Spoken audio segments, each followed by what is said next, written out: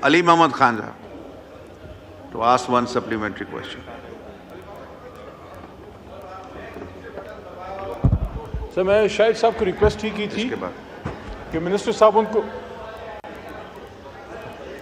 जी सवाल करें, supplementary question. जैसे मैं शाहिद साहब को भी रिक्वेस्ट की थी कि मिनिस्टर साहब के साथ वो बैठ जाएं, करक के इश्यूज हैं तो वो हल होने चाहिए। मेरा सिर्फ सवाल ये है, और मैं कोई पॉलिटिकल पॉइंट स्कोरिंग नहीं कर रहा, लेकिन ये हमारा एक अलमिया ऑनरेबल डिप्टी स्पीकर साहब रहा है कि मुस्लिम लीग नून के और पीपल्स पार्टी के टाइम पे जो IPPs के मुआहदे हुए उसमें आज हम सब बशमूल ये अब इनको समझ नहीं आ रही कि इससे हम मुल्क को कैसे निकालें। जो ब्रॉड फिगर्स हैं उसमें थोड़ी बहुत गलती हो सकती है। मिनिस्टर साहब आप चूंकि स्पेशलिस्ट हैं, आपको ज़्यादा उसका आइडिया होगा, लेकिन अराउंड 48 के 28,000 मेगावाट हमारी कैपेबिलिटी है बनाने की। कोई ज़रूरत हमारी 27-28,000 मेगावाट, अंडर 30,000 मेगावाट के करीब है, लेकिन हमारे सिस्टम में कैपेसिटी सिर्फ 23-24,000 उठाने की है।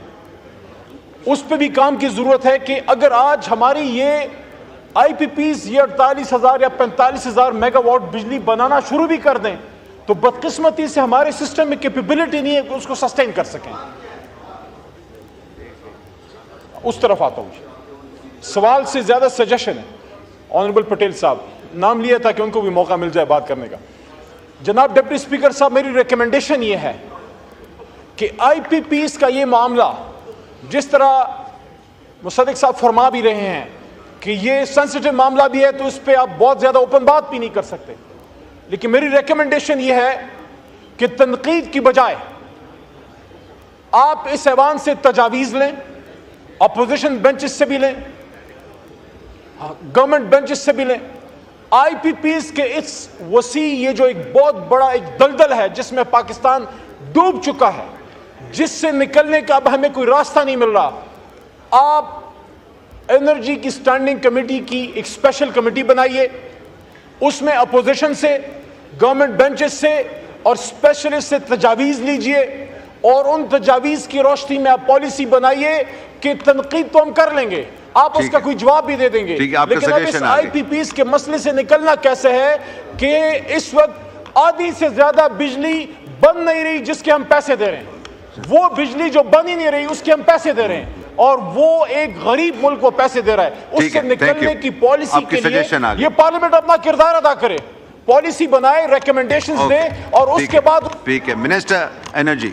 जी सर, ये 2-3 चीज़ें मैं आपके सामने, एक तो अली भाई की तजवीज़ जो है सर मैं समझता हूँ बहुत अच्छी है, और इसी स्पिरिट के अंदर हमें हाउस को आगे चलाना चाहिए। और मैं भी आपसे ये दरख्वास्त करूँगा कि आप तमाम पार्टीज़ को इकट्ठा बिठा के एक तरीक़ाकार तय करवाएं। मैं आपके सामने ये गुजारिश ज़रूर करूँगा सर कि इसके ऊपर बड़ा भरपूर काम ऑलरेडी हो रहा है सर, और जब आप कमेटी में बुलाएंगे, जैसे आपने कहा कुछ मामलात ऐसे हैं जो कमेटी के सामने रखने चाहिए, तो उसकी तफसीलात के क्या काम हो रहा है, किस तरीक़ाकार से IPP काम हो रहा है, वो सर आपके सामने रख देंगे। सर प्रॉब्लम अगर आप इजाज़त दें तो मैं थोड़ी सी आपके सामने रख दूँ सर। एक तो जब हम कहते हैं कि हमारे पास 40,000 मेगावाट बिजली पैदा करने की ताकत है, तो ये बात ठीक है सर। उसकी अगर डी रेटेड आप कैपेसिटी देखें, यानी जो प्लांट सर 1994 में लगा है, अब वो 100 मेगावाट का प्लांट 100 तो नहीं बना सकता, एज के साथ उसकी कैपेसिटी कम हो जाती है, तो 2-3 हज़ार मेगावाट उसकी कैपेसिटी कम हो चुकी है। पहले तो ये थोड़ा जहन में आ जाए सर। दूसरा सर, जो हमारे पानी के कारखाने हैं जो तकरीबन 8,000 मेगावाट बिजली बनाते हैं सर, ये गर्मियों में तो 8,000 बनाते हैं, मगर सर्दियों के अंदर सर ये तकरीबन 1,000-1,200 मेगावाट पे आ जाते हैं, क्योंकि पानी का फ़्लो जो है वो कम हो जाता है और हमारी एग्रीकल्चरल ज़रूरियात की वजह से भी बंद जो हमारे हैं वहाँ से पानी नहीं छोड़ा जाता। तो 5 से 6,000 मेगावाट का ये फ़र्क है जो हमारी कैपेसिटी लगी हुई है और जो बिजली अवेलेबिलिटी है उसमें आ जाता है। ये दूसरी चीज़ है सर। तीसरा सर, जो हमारे सोलर के कारखाने हैं, जैसा कि आपको मालूम है, जब दिन सूरज चढ़ता है, सूरज चढ़ेगा तो सूरज के ज़रिए बिजली बनेगी सर। तो सूरज जब चढ़ता है तो कमज़ोर होता है, तो 8-9 बजे वो भरपूर बिजली बननी शुरू होती है, जो 4 बजे के बाद सूरज ढल जाता है तो वो बिजली बननी कम हो जाती है। तो तकरीबन 2000 मेगावाट का सोलर के सिर्फ प्लांट फैक्टर की वजह से अवेलेबिलिटी से फ़र्क पड़ता है।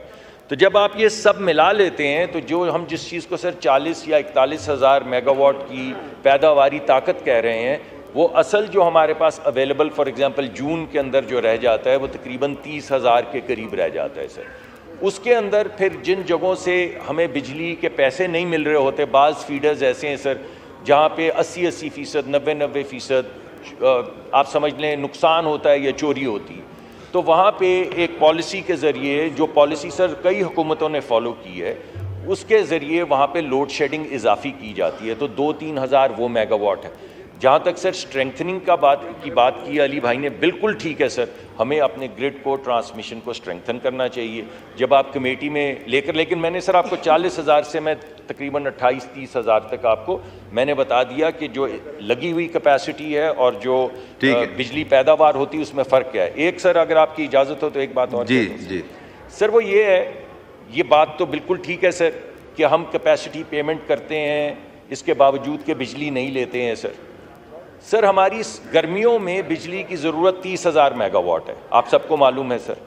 28 होगी, 30 होगी, 30 हज़ार मेगावाट ज़रूरत है सर। ये ज़रूरत सर्दियों के अंदर 10 हज़ार मेगावाट रह जाती है सर। अगर हम कैपेसिटी पेमेंट ना देना चाहें, जिसके ऊपर काम हो रहा है सर, क्रिएटिव तरीक़ाकार तय कर रहे हैं जिसमें आपकी शमूलियत जो है हमें दरकार भी होगी और आपकी रहनुमाई भी चाहिए होगी।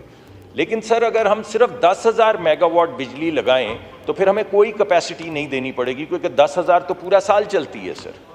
लेकिन सर जब गर्मियां आएंगी और ज़रूरत 30 हज़ार की होगी तो सर फिर हर 1 घंटे के बाद 2 घंटे लोड शेडिंग होगी, जैसा कि 2013-14 में होती थी सर। हर 1 घंटे के बाद 1 घंटा या 1 घंटे के बाद 2 घंटे लोड शेडिंग हो रही थी, मगर कैपेसिटी पेमेंट कोई नहीं थी क्योंकि बिजली लगी ही नहीं हुई थी सर। अब जब हम बिजली लगाते हैं गर्मियों के लिए यानी 30 हज़ार मेगावाट और सर्दियों में इस्तेमाल करते हैं सिर्फ 10 हज़ार मेगावाट, तो वो जो 20 हज़ार मेगावाट बिजली लगी हुई है जो इस्तेमाल नहीं होती सर, उसकी जो पेमेंट है कर्जे की और इक्विटी पेमेंट सर, वो कैपेसिटी पेमेंट है। अब इसके लिए हमें सर कोई क्रिएटिव रास्ता ढूंढना होगा, ये एक्सक्यूज़ नहीं है सर, ये तो मैंने आपको एक्सप्लेन किया है। अब इसका रास्ता क्या है बाहर निकलने का? गर्मियों में बिजली भी लगानी है, लोड शेडिंग भी हर 1 घंटे के बाद 2 घंटे नहीं होने देनी, लगानी भी है, इस्तेमाल भी सर्दियों में नहीं करनी है। तो गर्मियों के लिए लगानी है, सर्दियों में इस्तेमाल नहीं करनी, तो दरमियान के फ़र्क का क्या करेंगे?